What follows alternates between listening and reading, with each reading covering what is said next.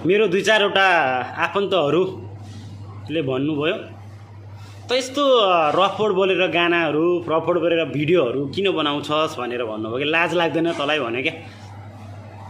लाज त लाग्छ नि हौ, लाज नलाग्ने कुरा हुँदैन।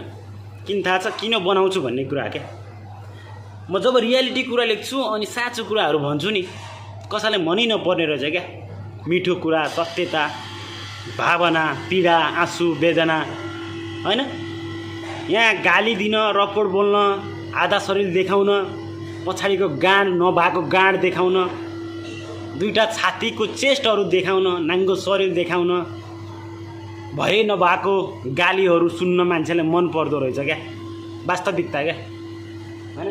नभएपछि कसलाई रहर हुन्छ क्या, जे पिटी गाउने, जे पिटी बोल्ने हैन। जब राम्रो कुराहरू भन्छु नि कसैले मतलबै नदिने क्या, बालै नदिने क्या हैन। जब मैले नराम्रो कुराहरू लेखेर पठाइरहेको हुन्छु, लेखेर भनिरहेको हुन्छु, देखाइरहेको हुन्छु, त्यसमा चाहिँ मान्छेले इन्ट्रेस्ट गर्छ क्या। वास्तविकता यहाँ नराम्रो चलिरहेको रहेछ क्या। नराम्रै मान्छेलाई ठिक हुँदो रहेछ क्या। राम्रो कुराहरू नपस्ने रहेछ क्या हैन। भन्छ नि कुकुरलाई घिउ कहाँ पस्छ र भन्छ नि, त्यो रहेछ क्या वास्तविकता क्या।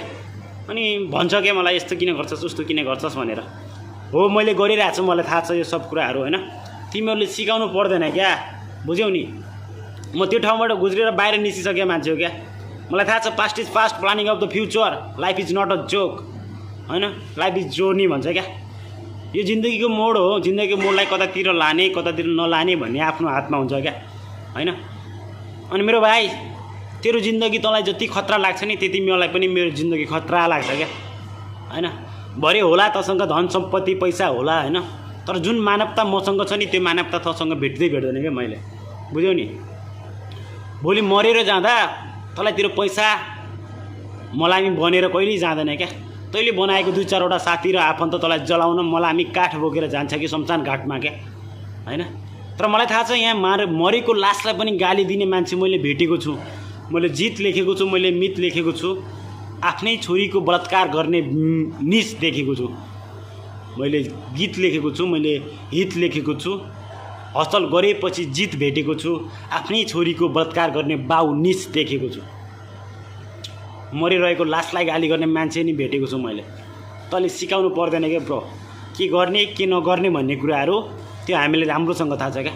आफ्नो जिन्दगीको आफ्नो बाटो आफ्नो लाइफको बारेमा सबलाई थाहा हुन्छ क्या हैन।